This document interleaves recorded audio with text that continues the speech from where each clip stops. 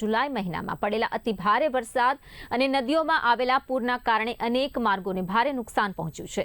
કેટલાક વિસ્તારોમાં પાણીના જોરદાર પ્રવાહને કારણે વાહન વ્યવહાર સંપૂર્ણપણે બંધ કરવાની ફરજ પડી અને તેથી જ લોકોને અવરજવર કરવામાં ભારે મુશ્કેલીઓનો સામનો કરવો પડ્યો હતો। હાલ જિલ્લાના તમામ મુખ્ય માર્ગો ફરીથી ખુલ્લા થતા નાગરિકોને અવરજવરમાં રાહત મળી છે અને માર્ગ વ્યવસ્થા ફરી એકવાર સામાન્ય બની છે।